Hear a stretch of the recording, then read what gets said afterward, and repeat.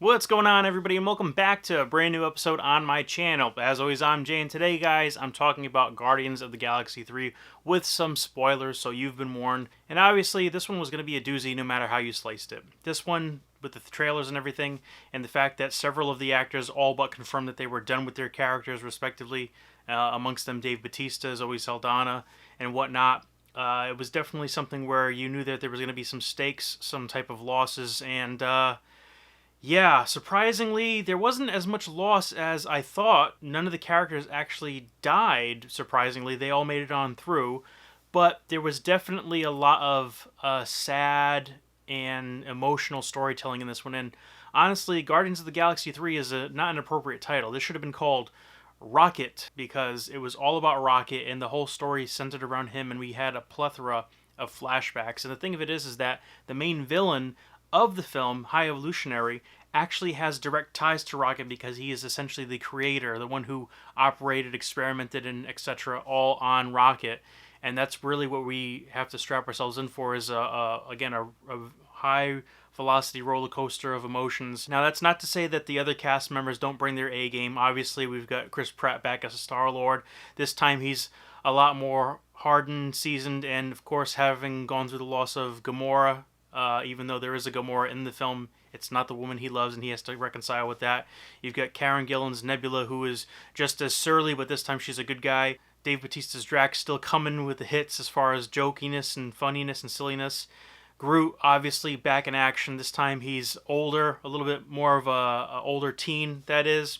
And, of course, you have Mantis back, and since the revelation of Guardians of the Galaxy, the holiday special, she is the sister rather of Star-Lord, which is definitely one of those things that you kind of don't really calculate and make sense of until someone actually points it right in front of you. Yeah, this film, I mean, it was definitely a very good one, and lately Marvel has been kind of slacking a little bit in certain aspects, for sure, and this was definitely a step in the right direction, at least in my opinion.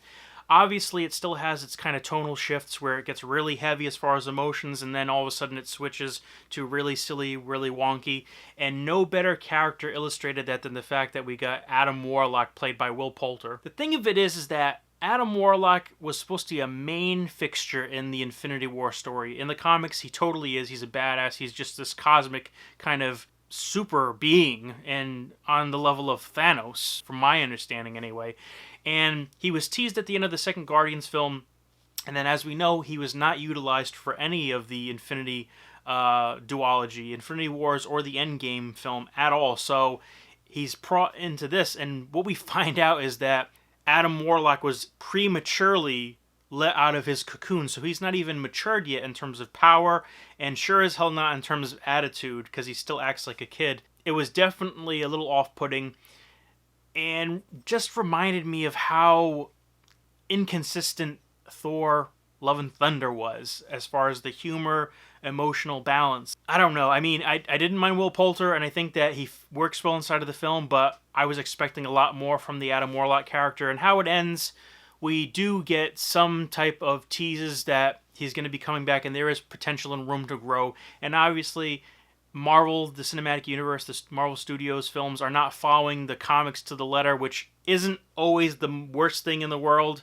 It's not always the most terrible thing, but it's not also the greatest thing sometimes. For the film, he does work fine, personally. Just, again, a little off-putting. And speaking of off-putting, I know that this Gamora is like a past version of herself, where she was really, kind of still in the line of, being Thanos' daughter and having that reputation and everything, but I just felt like there was such a stark contrast from her, from who we knew her as in the first two Guardians films, and up until her death, ultimately, for the Life Stone, and then how she is in this film, which is more battle-hungry, more aggressive, less compassionate, and it's just so damn apparent that she's not the same Gamora. And I thought it was funny how she actually became one of the Ravagers, and she hung out with Sylvester Stallone's,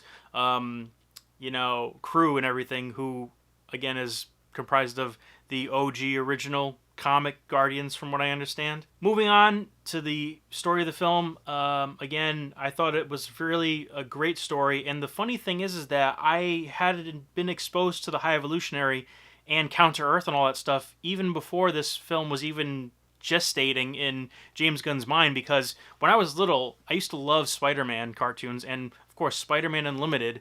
The whole point of that is that it's an alternate universe where Spider-Man has to go and save J. Jonah Jameson's son, but he ends up being roped into this rebellion on Counter Earth, which is run by, you guessed it, animal beings that were created by the High Evolutionary. I gotta be honest, the darkest thing about this was just kind of like the whole violence and body dysmorphic kind of aspects and just the operating. And when they rip off his face at the end, I was just like almost about to puke. And not too long after the first F-bomb in MCU history. And I wonder if that was an intentional thing from James Gunn, just to kind of be like, listen, I don't give a shit what you said. You ended up firing me and then rehiring me because you wanted to do this film. Well, guess what? I'm going to put an F-bomb in there and you're not going to stop me. I guess it was bound to happen sooner or later, maybe, but I just feel like, I don't know, it just kind of felt out of place for that to happen. Overall, again, the strongest point of this film is the fact that it focuses on Rocket. I love the backstory. I thought it was very sad and emotional. I thought it was very poignant to see that they really cared about Rocket too, and it makes perfect sense why Rocket was so, like, angry and just so ornery in, like, the past two entries, and, like, the things that he does and the way he tinkers. But I could talk for hours and hours about how well done that kind of subplot was done. Ultimately, the film was very entertaining, very much awesome action-heavy film. They did have some of the humor, not always landing. And, again, being prepared for such immense losses in this film, I was very shocked and surprised that we actually get no casualties in this. Everyone essentially walks off into the sunset. And one thing that I thought was sweet was that Rocket now becomes the leader of the actual team of the Guardians of the Galaxy. But all in all, I think that there were definitely some high points to this film. Not the best, some cons in there. Adam Warlock, the tonal shifts, but ultimately I think that this does justice. It wraps up the Guardians trilogy very nicely. I feel like it edges out the second volume just a little bit, but ultimately the first one is still the best one for me. The best theater experience out of all of them, the most unexpected and surprisingly great moments in there. But this one I think was really good. And funny enough, at the end of it, it said Star-Lord will return, even though Peter ends up going back to Earth and meeting back up and living with his grandpa ultimately. So I don't know where he's going to turn up in the MCU next, but I guess only time will tell. But anyway, guys, those are my thoughts on Guardians of the Galaxy Volume 3. Solid time. I'll give it a 7 out of 10. Very enjoyable. Not better than the first one. Not worse than the second one, I would say. Yeah, definitely go check it out if you're a Guardians fan and an MCU fan, if you haven't already. But that's all the time that I have for today. Thank you so much for joining me on my review. And guys, if you dug the video, like, comment, and subscribe. And if you are subbed, hit that bell button. That way you never miss a moment of my content. But until next time, guys, as always, I'm Jay.